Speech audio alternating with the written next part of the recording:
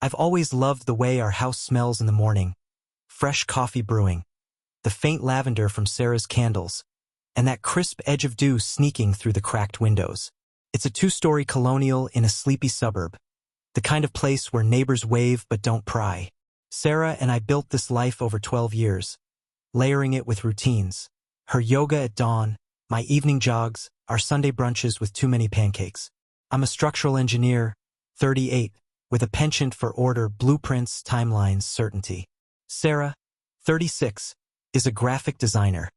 Her world a swirl of colors and whimsy that balances my straight lines. We're not perfect, but we're us, steady, or so I thought. That morning, I sat at the kitchen island, scrolling through emails, when I noticed her phone buzzing.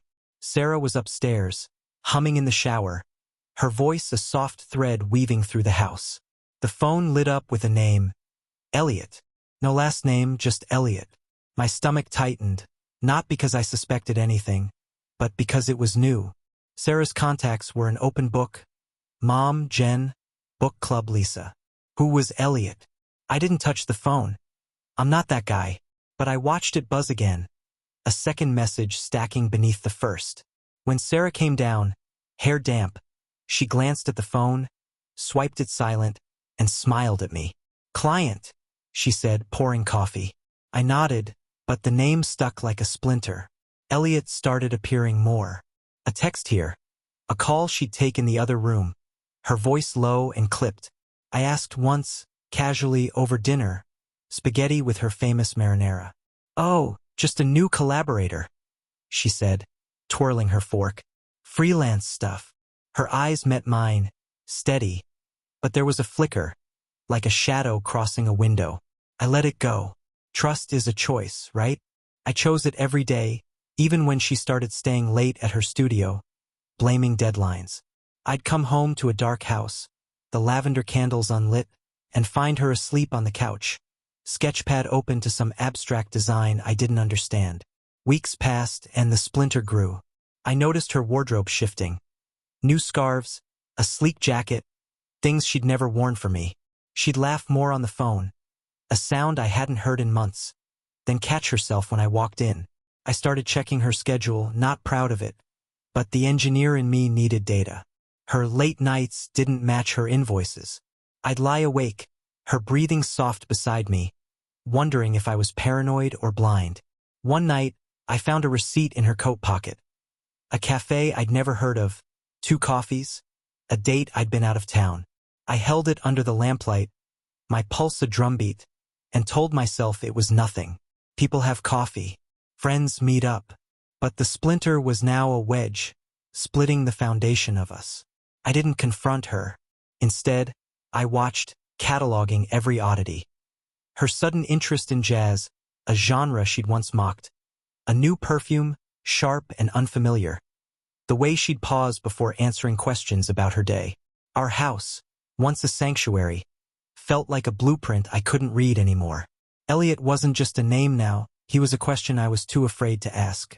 The thing about betrayal is it doesn't announce itself with fireworks. It's a slow drip, like a leak in a beam you don't notice until the whole structure groans. I started seeing Sarah differently, not less beautiful but less mine.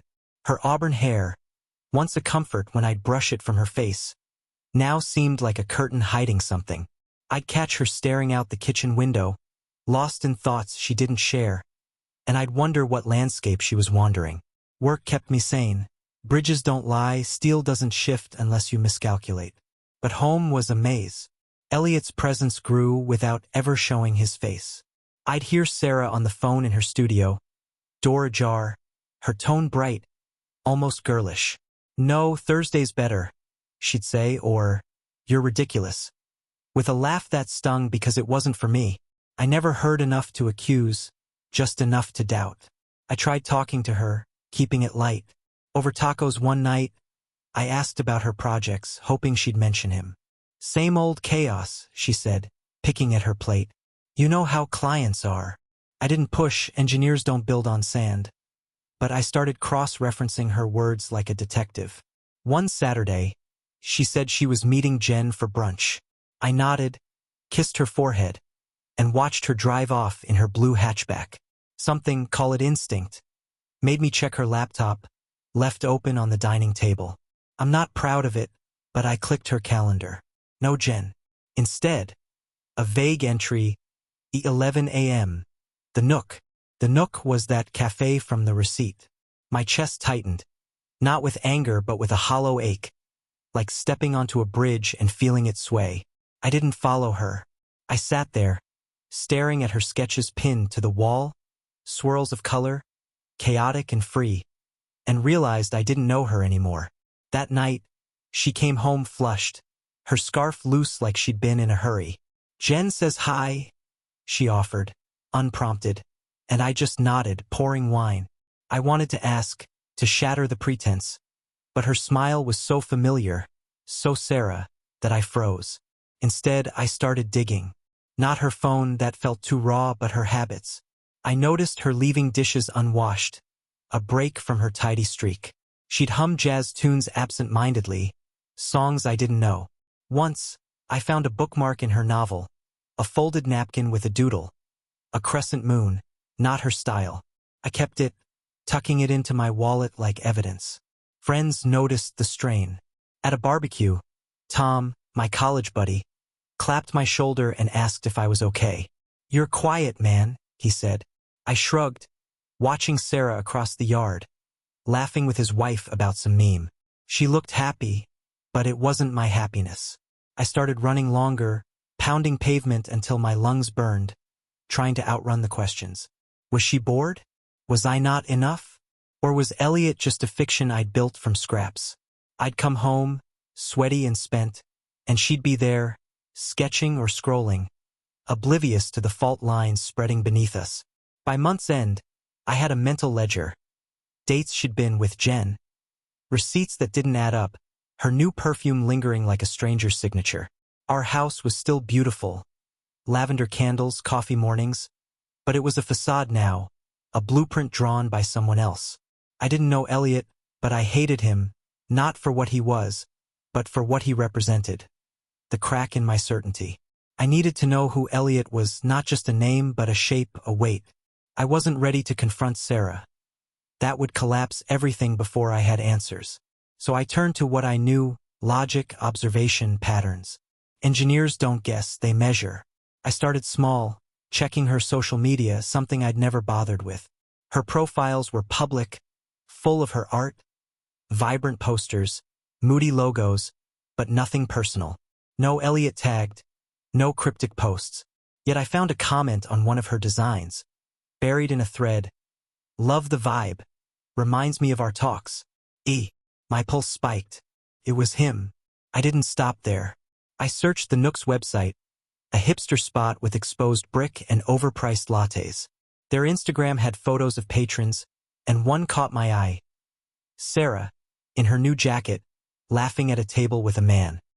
His face was half hidden, turned away, but he had dark hair, a green scarf.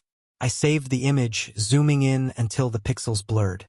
It wasn't proof, but it was fuel. I started driving by the Nook on my lunch breaks, not stalking, just studying. I'd park across the street, watching couples come and go, wondering which one was him. Once I saw her car in the lot, but I didn't go in. My hands shook on the wheel, and I drove back to work, blueprints waiting. At home, the distance grew. Sarah was still Sarah, cooking curry, teasing me about my sock pile, but her warmth felt rehearsed, like she was playing a role. I'd catch her texting, her thumbs flying, then she'd lock her phone when I got close. One night, I suggested a weekend getaway, hoping to bridge the gap. "Oh, I've got a deadline," she said, not meeting my eyes. "Maybe next month?"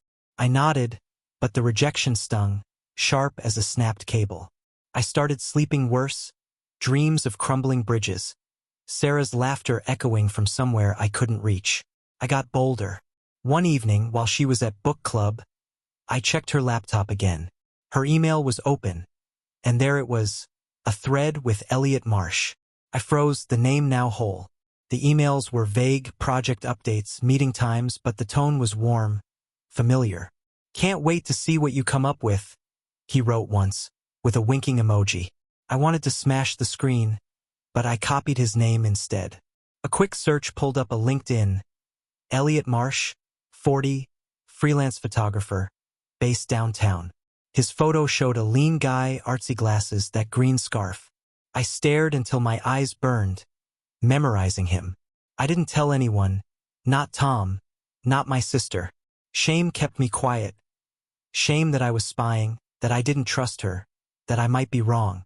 But the evidence was piling up like gravel. A jazz playlist on her phone, a new sketchbook with moon doodles, a late-night call she took in the garage, thinking I was asleep. I started imagining them together, not in some cheap motel, but in quiet moments. Sharing coffee, trading ideas, her laughing at his jokes the way she used to laugh at mine. It wasn't physical, not yet, but it was worse.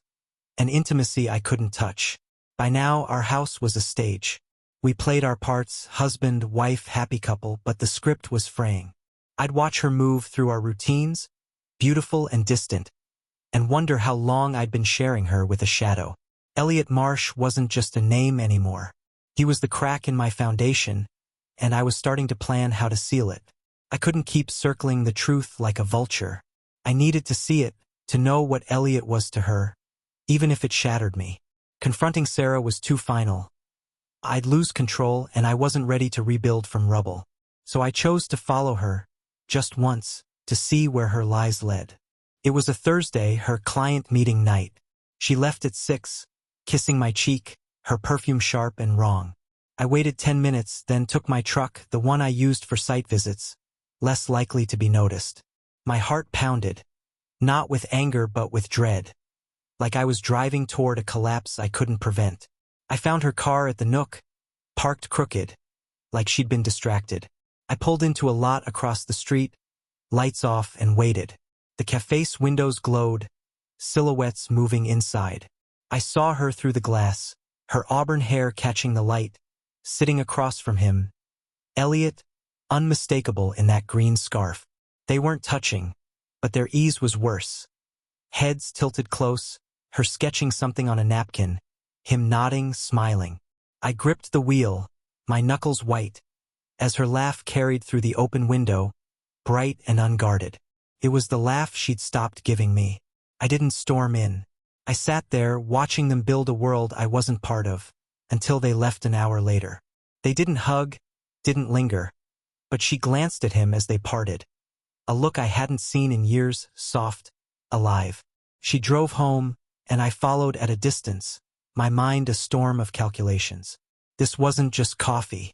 It was a theft, not of her body but of her spark, the part one thought was ours. When she got home, I was already there, pretending to read. "Good meeting?"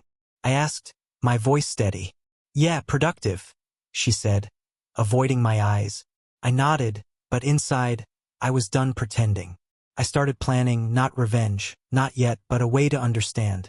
I hacked her routine, subtle as a surveyor mapping terrain. I synced her calendar to mine, claiming it was for planning dates. I checked her sketch pads when she slept, finding more moons, more doodles that screamed Elliot. One had a note, "Try this palette?" My blood boiled, but I kept it cold, methodical. I even tailed Elliot once to a gallery downtown. He was alone, setting up photos, moody landscapes, nothing like her vibrant art. I watched him charm the crowd, all easy smiles, and hated how he moved through the world like he owned it. At home, Sarah was slipping further. She'd forget our inside jokes, leave my texts unanswered, her mind elsewhere. I tried reclaiming her, cooking her favorite risotto, suggesting a movie night, but she'd smile thinly, distracted. One night, I found a photo on her phone, left unlocked by mistake. Her and Elliot at a park, a selfie with golden leaves behind them. They weren't touching, but her eyes were bright, alive. I stared at it, my throat tight, then put the phone down before she noticed. That photo was my breaking point, not because it proved anything physical, but because it proved she was happier without me. I stopped sleeping, my mind a loop of their moments. Cafes, parks, laughs I couldn't hear. Our house, once my anchor, was a prison of clues. Her scarf on the couch, smelling of his cologne. Her sketches, now bolder, like she was drawing for him. I wasn't just losing her, I was losing myself, and I needed to act before the collapse was total. Knowing was worse than wondering. The truth about Sarah and Elliot wasn't a single blow. It was 1,000 cuts, each one carving away the life I'd built. I couldn't unsee her laugh at the Nook, her eyes in that park selfie. The way she lit up for him in ways she hadn't for me in years. I didn't want to scream or beg. Those were weak foundations. I wanted control, a way to reclaim what was mine. Not her love that was gone, but my dignity, my certainty. Revenge wasn't the word yet, but it was taking shape, a blueprint forming in the dark. I started small, precise, like laying a cornerstone. Elliot was the key, not to confront, but to dismantle. I studied him, not just his LinkedIn, but his world.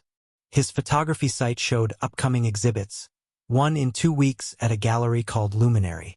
I went there on a whim, posing as a buyer, and learned it was his big break.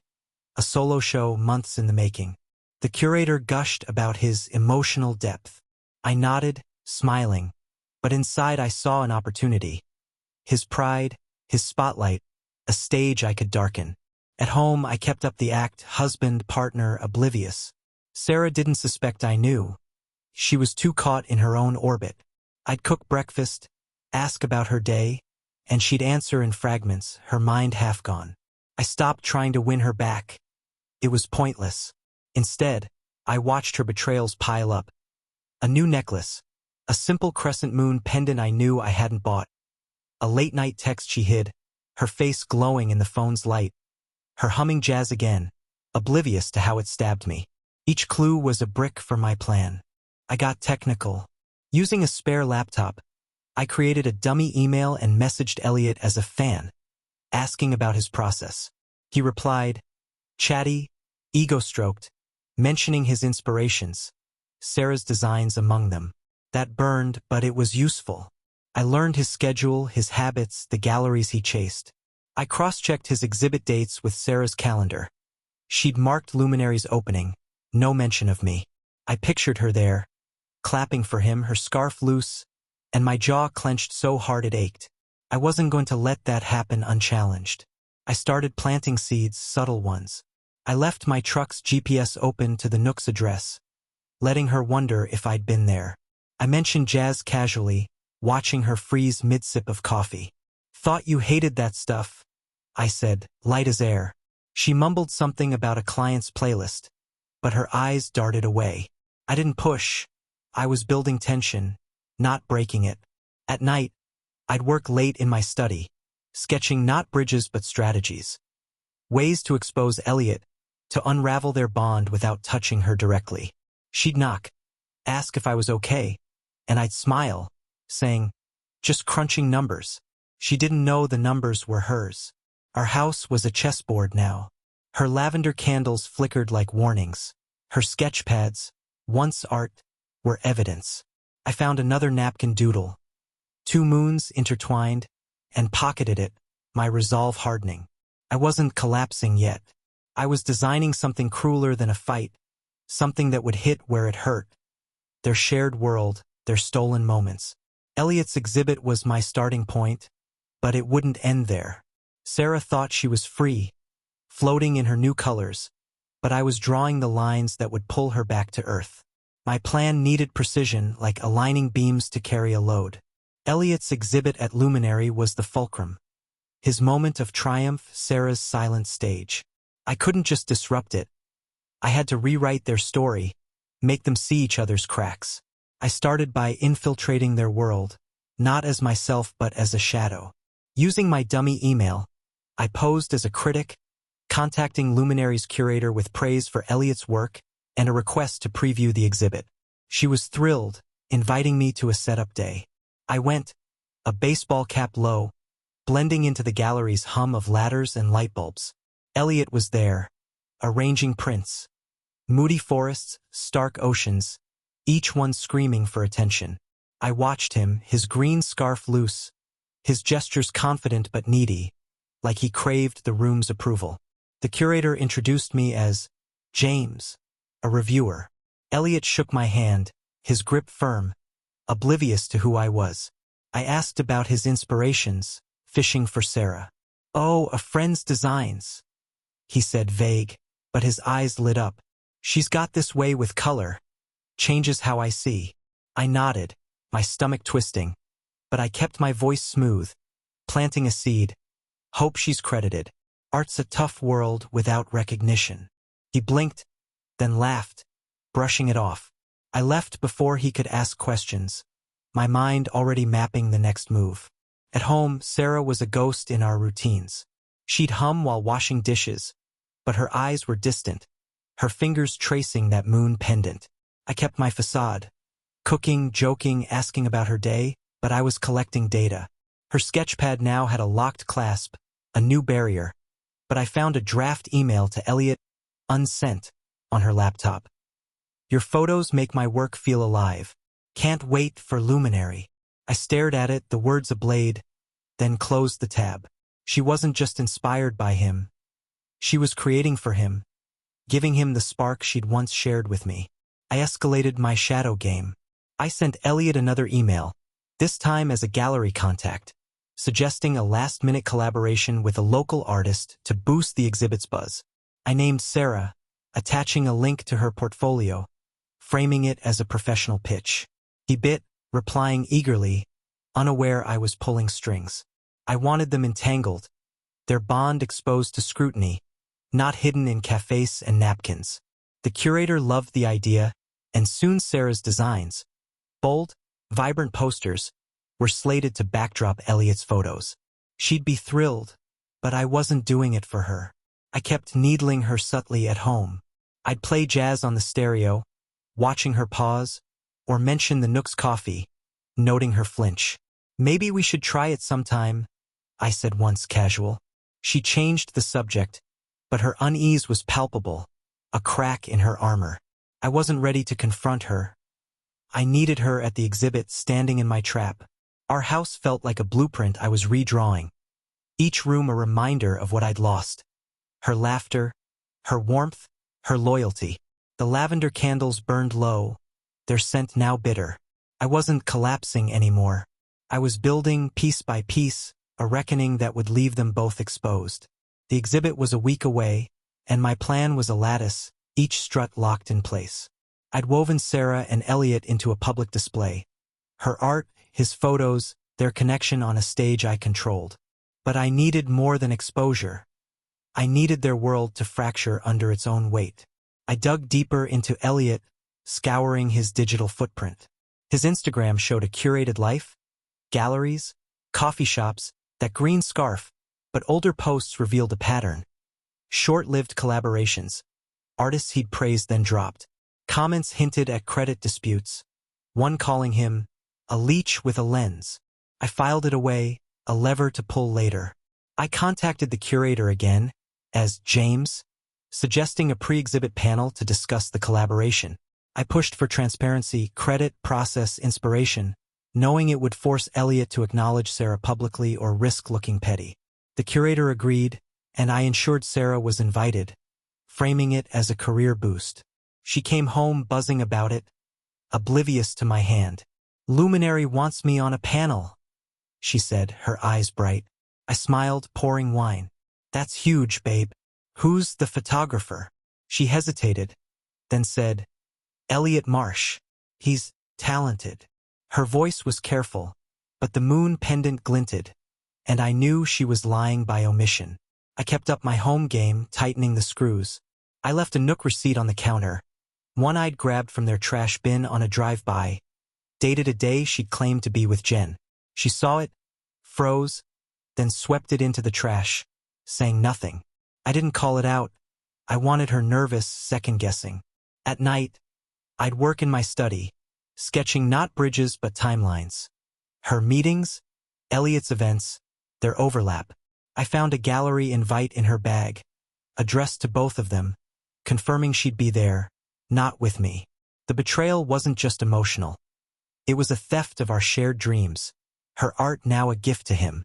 I reached out to one of Elliot's old collaborators, a painter named Clara, using a burner account. She was bitter, spilling how Elliot had used her ideas, taken credit, then ghosted her. Check his contracts, she said. He's sloppy. I did, digging through public records and gallery archives. Sure enough, his Luminary deal had a clause tying his payment to original work. If I could prove he'd leaned on Sarah's designs without credit, it'd tank his show. I wasn't there yet, but the idea simmered, sharp and cold. Sarah was unraveling under the pressure I'd built. She'd snap over small things. Burnt toast, a misplaced mug, then apologize, her hands shaky. I catch her staring at her phone, not texting, just waiting. Once, she left it unlocked, and I saw a message from Elliot. "Panel's a big deal. We'll shine." The word was a hammer, but I used it, fueling my resolve. Our house was a battlefield now, silent but charged. Her sketchpad stayed locked. Her perfume clung to everything, and the lavender candles were gone, replaced by some citrus scent I hated. I didn't care. I was past saving us. I wanted to see their world, Elliot's ego, Sarah's secrets, crumble in public, where they couldn't hide. The exhibit was days away, and I was ready to pull the first pin, watching their foundation sway before it fell. The night before the exhibit, our house was a hollow shell, all warmth drained. Sarah was upstairs, packing a bag for her big day, humming that jazz tune I'd come to despise. I sat at the kitchen island, a beer untouched, my laptop open to the gallery's website. The event page hyped Elliot and Sarah's collaboration, her posters framing his photos, a fusion of vision. My name wasn't mentioned, but I was the architect of this moment, unseen but omnipresent. My plan was set. The panel would force their dynamic into the open, and I had a final piece to play, one that would turn their triumph into a trap. I spent days refining it. Using Clara's tip, I'd found a contract Elliot signed with Luminary, buried in a public arts grant file. It demanded sole originality, with penalties for uncredited influence. Sarah's designs weren't just backdrops. They shaped his color schemes, his layouts, a fact he'd downplayed in emails I'd hacked as James. I drafted an anonymous tip to the curator, attaching screenshots of their correspondence, where Elliot called her work my spark. I didn't send it yet. Timing was everything. I wanted it to hit during the panel, when they were basking in applause. Sarah came downstairs, her moon pendant catching the light. "I'll be late tomorrow," she said, adjusting her scarf. New silk, not my gift. Panel and all. I nodded, my face neutral. "Proud of you." I lied, the words ash in my mouth. She smiled, but it didn't reach her eyes, and I saw the guilt, faint but there.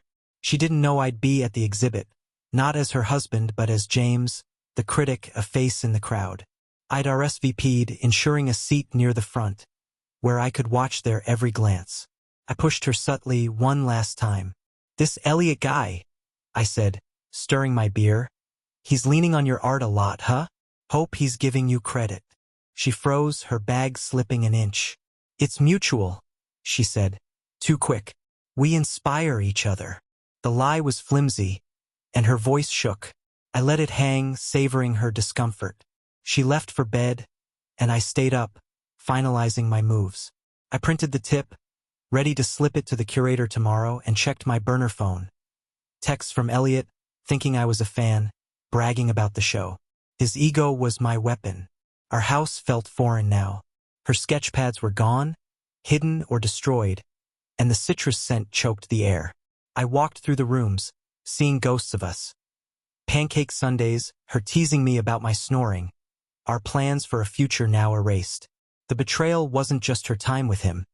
It was her choice to build a world without me, to give him the colors she'd promised to our life. I didn't want her back. I wanted her to feel the weight of her choices, to see Elliot's shine tarnish in front of her. I barely slept, my mind a loop of tomorrow's steps. Arrive early, blend in, watch the panel, deliver the tip. The curator would question Elliot mid-event, and Sarah would see him squirm, his credit to her either absent or forced. Either way, their bond would crack under the spotlight. I wasn't collapsing anymore. I was the engineer of their ruin, and the exhibit was my site, ready for demolition. The gallery was alive with chatter, clinking glasses, and soft jazz. Ironic, that sound, cutting through me as I entered Luminary. I wore a dark blazer, my cap swapped for glasses I didn't need, blending into the artsy crowd. The walls glowed with Elliot's photos, stark and dramatic, framed by Sarah's posters. Her colors bleeding into his work, unmistakable to anyone who knew her style. I scanned the room. Curators, critics, hipsters, and there, near the stage, Sarah, in a navy dress, her moon pendant glinting. She was radiant, but nervous, her fingers twisting a program. Elliot was beside her, green scarf loose, laughing with a journalist. They didn't touch, but their ease was a punch to my gut. I took my seat, third row, close enough to see their faces but far enough to vanish if needed. The panel was minutes away, and my pocket held the printed tip, folded tight. I'd hand it to the curator during the break, anonymous but damning. The room dimmed, and the curator took the stage, praising the synergy of Elliot and Sarah. I watched them join her. Sarah's smile tight, Elliot's relaxed, like he owned the night. The crowd clapped, and I did too, my hands steady despite the storm inside. The panel began with soft questions. Process, inspiration, collaboration. Elliot spoke first, his voice smooth, claiming his photos were a dialogue with nature. He mentioned Sarah once, vaguely, as a design partner. She shifted, her smile faltering. The curator pressed, "How did her work shape yours?" Elliot grinned, saying, "Her colors gave me a fresh lens, but the vision's mine." I clenched my jaw, his lie was my opening. Sarah spoke next, her voice softer, crediting Elliot's energy, but not elaborating. Their answers were a dance, careful, hiding the depth of their bond. I watched her closely. She glanced at him once, a flicker of pride, and I saw the Sarah I'd lost vibrant, inspired, but not for me. The audience asked about credit, and Elliot deflected, talking about team effort. Sarah nodded, but her eyes dropped, and I knew she felt the slight. My pulse quickened. The tip in my pocket was a loaded gun. I'd planned to wait, but the curator's next question, about originality, made Elliot boast about his solo process. It was too perfect. I slipped out, found an assistant, and handed her the tip, murmuring, "For the curator, urgent." She nodded, and I returned to my seat, heart pounding. The assistant reached the curator mid-panel, whispering. The curator's face tightened, and she glanced at the paper. Elliot was still talking, oblivious, but Sarah caught the exchange, her fingers freezing on her pendant. The curator didn't act immediately. She asked another question, keeping the flow, but I saw her reread the tip, her eyes narrowing. The room felt electric, like a bridge under strain. I leaned back, watching Sarah's unease grow, Elliot's confidence unshaken. They didn't know the ground was shifting. The panel ended with applause, and they stepped off, Sarah whispering to Elliot, her face tense. He shrugged, smiling, but she didn't relax. I stayed in my seat, blending into the crowd as they mingled. The curator was now at a table, phone out, likely checking the tips claims. My house, our life, felt a world away. Lavender gone, Sarah's laughter stolen. But here, in this gallery, I was in control, and the first crack had formed. Their night was unraveling, and I was just getting started. The gallery buzzed as the crowd milled, sipping wine, orbiting Elliot and Sarah like moths. I stayed back, a shadow in the glow, watching the curator move through the room, her face a mask of focus. She'd read my tip, screenshots of Elliot's emails, proof he'd leaned on Sarah's designs without credit, and I could see it working, a slow poison. She approached Elliot, pulling him aside near a photo of a stormy sea. Sarah was across the room, talking to a critic, but her eyes flicked toward them, sensing the shift. I sipped my water, my pulse steady, the engineer in me calm as the plan unfolded. The curator's voice was low, but I caught fragments, concerns, originality, contract. Elliot's smile faltered, his hand tugging his scarf. He glanced at Sarah, then back, his charm slipping. I couldn't hear his reply, but his gestures were defensive, palms up, like a man caught in a lie. The curator nodded, unconvinced, and walked away, phone in hand. Sarah joined him, her face tight, whispering urgently. He shook his head, and for the first time, I saw strain between them. Not the ease of the Nook, but a fracture. My tip hadn't just questioned his work. It had forced them to face their imbalance. I moved closer, blending into a group near a poster. Sarah's, all bold reds and golds, outshining Elliot's muted blues. The crowd didn't notice their tension, but I did. Her hand on his arm, his quick pull away. She looked hurt, and I felt a twisted satisfaction.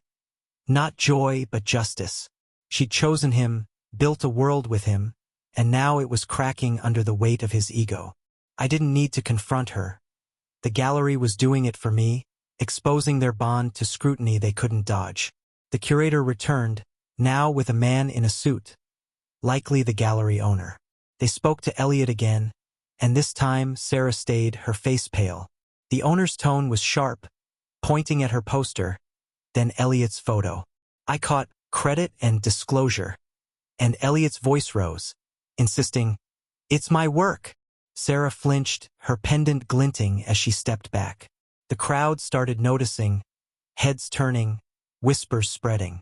I stayed still, my heart a drumbeat, watching their stage collapse. This wasn't the end, just the first tremor.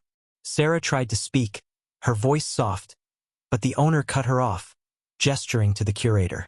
They moved to a side room, Elliot trailing, his scarf now a noose. Sarah followed, her navy dress a stark contrast to the gallery's white walls. The crowd buzzed louder, speculating, and I heard plagiarism float past. It wasn't true, not exactly, but the rumor was enough, a stain on Elliot's night. I slipped out before they returned, my role done for now. The tip had lit the fuse, and their own choices would fan the flames. Driving home, I felt no relief, only focus. Our house waited, dark, the citrus scent lingering. Sarah's betrayal, her spark given to him, her lies piling up, had pushed me here, but I wasn't done. The gallery was just the start. I'd expose every stolen moment, every laugh she'd shared with him, until their world was rubble. I parked, the night quiet, and planned my next move, the blueprint sharpening. They'd feel the full weight of what they'd built behind my back. The morning after the exhibit, our house was silent, the citrus scent heavy in the air. Sarah hadn't come home until late. Past midnight, her keys rattling as I lay awake, feigning sleep. Now she sat at the kitchen island, staring at her coffee, her navy dress crumpled in the laundry basket upstairs. I poured cereal, acting normal, but my mind was on the gallery's fallout. I checked online before dawn. Art blogs were buzzing with whispers about Elliot's questionable originality, some mentioning Sarah's designs as the real spark. My tip had worked, a pebble starting an avalanche. "You look tired," I said, stirring my bowl. She flinched, her moon pendant still around her neck, a taunt. "Rough night," she muttered, not meeting my eyes. I nodded, letting the silence press her. I knew she'd seen the curator's questions, felt the crowd stares. Elliot's shine had dimmed, and she'd been caught in the shadow. I didn't ask about the panel, I didn't need to. Her phone buzzed, ignored, and I saw Elliot's name flash before she flipped it over. The crack I'd made was widening, and I was ready to pry it further. I'd planned my next move before the exhibit, leverage the rumor mill. Using my burner account, I posted on an art forum, subtle but pointed, questioning Elliot's reliance on uncredited collaborators. I linked Sarah's portfolio, framing it as a fan's discovery. By noon, comments piled up, some praising her, others slamming him. I sent a similar nudge to a local art critic, attaching the same emails I'd given the curator. I wasn't destroying Elliot. I was letting his ego do it, his silence about Sarah's role now a noose tightening with every post. Sarah left for her studio, claiming a deadline, but her sketchpad stayed behind, its lock glinting. I didn't touch it, I didn't need to. Her guilt was palpable, her routines fraying. She'd stopped humming, stopped wearing that new perfume. But the pendant stayed, a defiant thread to him. I kept my act tight. Dinners on time, small talk about bridges. No hint I knew her world was crumbling. That night, she got a call from the curator, her face paling as she stepped outside. I overheard contract review and transparency. When she returned, her eyes were red, but I just offered tea, my voice soft, my heart cold. The online storm grew. A gallery competitor tweeted about ethics in art, tagging Luminary. Elliot's Instagram went silent, his last post, a smug shot of his exhibit, flooded with questions. Sarah's designs were trending locally, but not how she'd hoped. She was the wronged artist, not the star. I watched her scroll her phone at breakfast, her fingers trembling, and felt no pity. She'd chosen him, his laughter, his world, over our vows, our plans. Now she was learning what betrayal cost, not in shouts but in whispers, public and permanent. I wasn't done. The critic I'd tipped was digging her article due tomorrow. I had one more card to play, something to seal their ruin, not just professionally but personally. Our house, once my refuge, was a command center now, every corner a reminder of her lies. I was building the final phase, and it would hit them where it hurt most. Their shared spark, the illusion they'd built together. The critic's article dropped at dawn, a dagger in crisp prose. Titled, Whose Vision? Unpacking Luminary's Controversy. It dissected Elliot's exhibit, crediting Sarah's designs as its emotional core. It quoted his emails, ones I'd leaked, where he called her work my muse, yet claimed sole credit in public. The piece didn't accuse outright but implied plenty. Elliot was an opportunist, Sarah a talent exploited. I read it at my desk, the house quiet, Sarah still asleep upstairs. My burner account had fueled this, and now the art world was eating it up, retweets spreading like wildfire. Sarah found it mid-morning. I was in the kitchen, chopping onions for stew, when she gasped, phone in hand. Her face drained, the moon pendant stark against her pale skin. Something wrong? I asked, knife steady. She shook her head, muttering about work, but her eyes were frantic, scrolling the article again. I knew what she saw. Her name praised, but tainted, tied to a scandal she hadn't meant to spark. Elliot's reputation was sinking, and she was collateral damage. I stirred the pot, humming softly, letting her stew in it. The fallout was swift. Luminary issued a statement, promising a review of Elliot's contract. Art forums exploded, some defending Sarah, others calling her complicit. Elliot finally posted a vague apology about miscommunication. No mention of her. I watched her read it, her lips tight, and knew he'd betrayed her too, choosing his ego over their bond. She left for her studio, slamming the door, and I smiled, small but real. My plan wasn't just exposing him, it was forcing her to see him clearly, to feel the same hollowness I had. I pushed harder. I emailed the critic as James, thanking her and dropping another breadcrumb. A photo of Sarah's early sketches, moons and colors matching Elliot's prints, dated months before their collaboration. I'd found them in her old laptop, forgotten but damning. The critic replied, eager for more, and I knew a follow-up piece was coming. I also tipped a rival gallery, suggesting they court Sarah for a solo show. Flattering, but time to overwhelm her. Let her drown in attention she didn't want, her spark dimmed by scrutiny. When she came home, she was a wreck. Hair messy, no scarf, no pendant. Rough day, I asked, setting the table. She nodded, silent, and I saw the weight. Guilt, shame, maybe regret. I didn't comfort her. I served stew, talked about my bridge project, and watched her pick at her food, her phone dark. Elliot hadn't called, I guessed, and the silence was louder than any fight.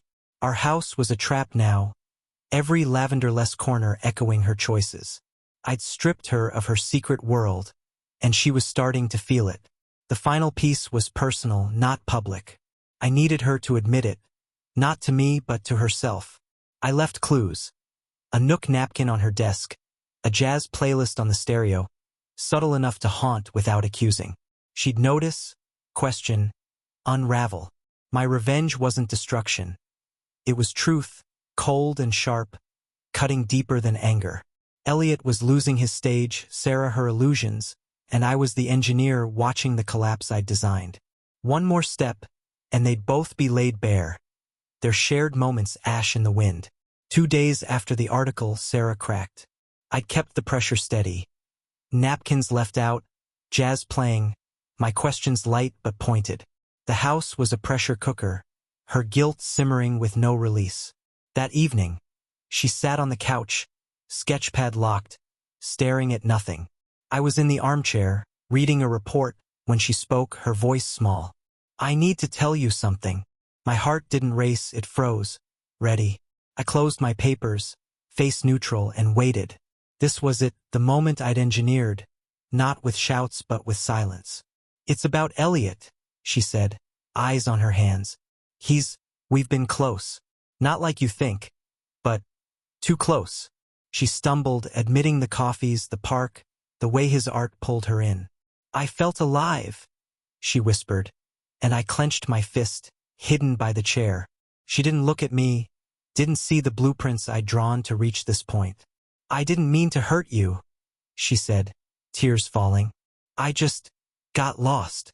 It wasn't physical, she swore, but the betrayal was worse. Her soul had wandered, leaving me behind. I didn't yell. I nodded, slow, letting her words hang. How long? I asked, voice calm. Months, she admitted, and I saw the park selfie, her laugh at the Nook, all confirmed. I'm sorry, she kept saying, but I didn't absolve her. I stood, saying I needed air, and left her there, sobbing. Outside, I walked our quiet street, the night cool, my mind clear. Her confession wasn't my victory, it was my runway, the final stretch of my plan. She thought honesty would free her, but I was about to show her the cost. The art world kept churning. The critics' follow-up piece landed, showcasing Sarah's sketches, proving her influence on Elliot's work. Galleries dropped him. His next show was cancelled. Sarah's inbox flooded with offers, but also accusations. She was the other woman in his scandal. Her talent twisted into gossip. I'd orchestrated it all. My burner accounts fanning the flames. My tips guiding the narrative. She'd wanted his spotlight. Now it burned her. I didn't gloat. I worked, refining the last stroke, something to sear them both. When I returned, Sarah was asleep, curled on the couch, her pendant gone. I didn't wake her. I checked her phone, left unlocked in her haze. Texts from Elliot, blaming her for talking too much, claiming she'd ruined him. His cowardice was my gift. She'd see his true colors without my saying a word. I deleted nothing, letting his words fester. Our house was no longer ours. It was a gallery of her mistakes, every corner a frame for her regret. I slept in the guest room, dreaming of bridges, not falling but standing, built by my hands alone. The final act was close. I didn't want her tears or his ruin. I wanted their bond erased, their shared spark snuffed out. I had one move left, not to destroy but to redefine, to make them face the void they'd created. Sarah's confession was raw, but it wasn't enough. She'd feel the full weight of her choices, and Elliot would too, in a way they'd never forget. My revenge was a structure, not a wrecking ball, and it was almost complete. I woke knowing today was the end. Sarah was in the kitchen, eyes swollen, making tea like a ritual to anchor herself. I said nothing, just grabbed my keys, claiming a site visit. She nodded, barely looking up, her pendant still gone, her spark dimmed. The house felt like a blueprint I'd already abandoned, functional but empty. My final move wasn't about her or Elliot alone. It was about their connection, the intangible thread I'd hated most. I'd break it, not with anger, but with a mirror, showing them what they'd become. I'd arranged it yesterday, after her confession. Using my burner, I'd contacted a small gallery. One Sarah admired, one Elliot had chased. I posed as a donor, offering to fund a showcase, but with a twist. It would feature Sarah's early work, pre-Elliot, alongside her recent designs, the ones tied to him. The catch?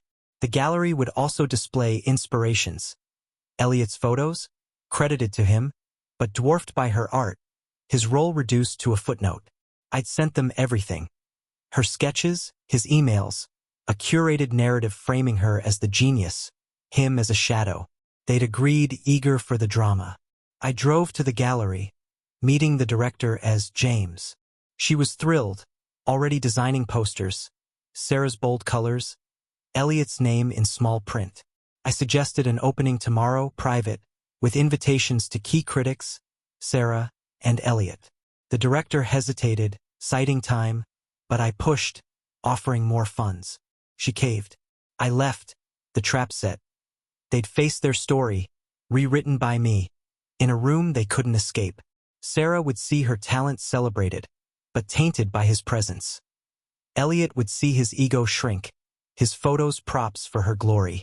Back home, Sarah was sketching, her first attempt in days, but the lines were shaky, moons absent. I mentioned a gallery invite I'd heard about, watching her pause. "Sounds nice," she said, voice flat. I didn't push, she'd go, drawn by her art, unaware of the setup. Elliot would too, his pride pulling him to salvage his name. That night, I cooked her favorite curry, a cruel nod to our past.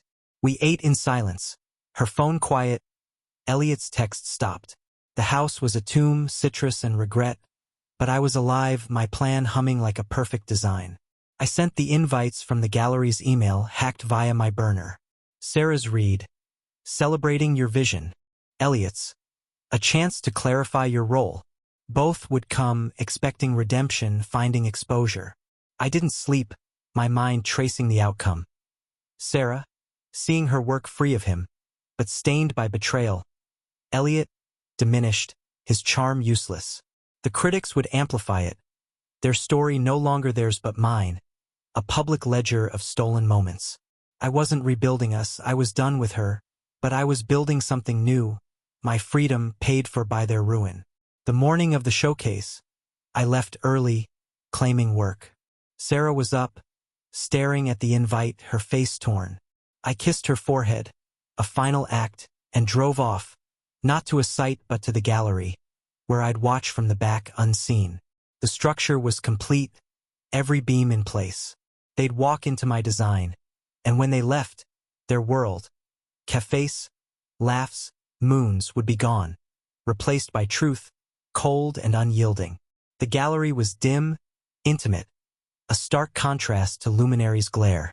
I stood at the back, a borrowed coat hiding me, as critics and locals filtered in.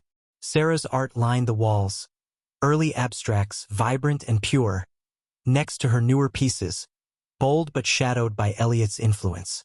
His photos hung small, almost afterthoughts, their captions crediting him but tying every hue to her. The director's speech framed it, a journey of vision, reclaimed. I'd written those words, my final touch. Sarah arrived first, in a gray sweater, no pendant, her face a mix of hope and dread. Elliot came late, scarf gone, eyes darting. They didn't speak, didn't stand together, a victory already. The critics moved through, murmuring praise for Sarah, noting Elliot's minor role. She stared at her old work, tears brimming, seeing the artist she'd been before him.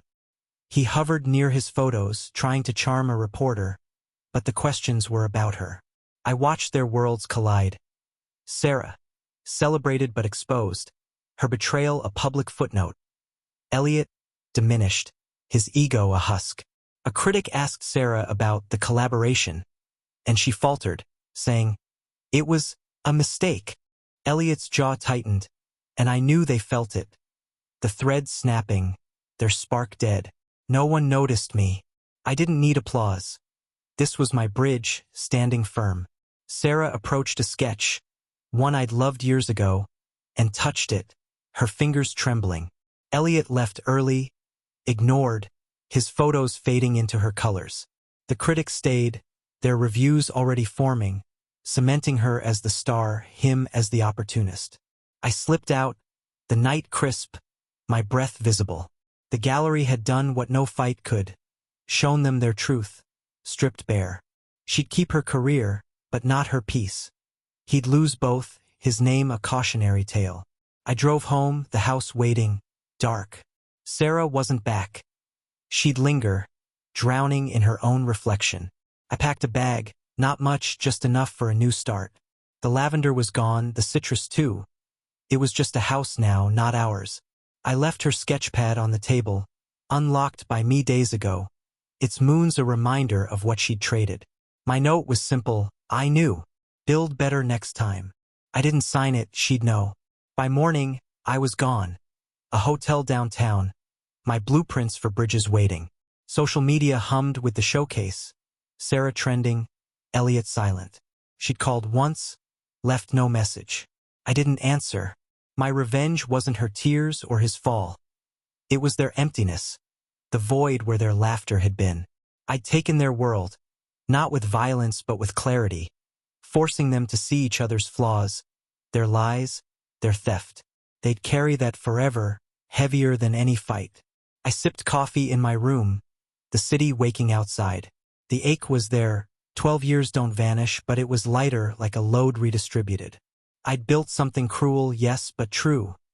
A reckoning, not for me to gloat, but for them to live with. Sarah might rise again, her art brighter without him, but she'd always know what it cost. Elliot would fade, a footnote in her story. And me? I was free, my foundation solid, ready to draw new lines, ones no one could cross.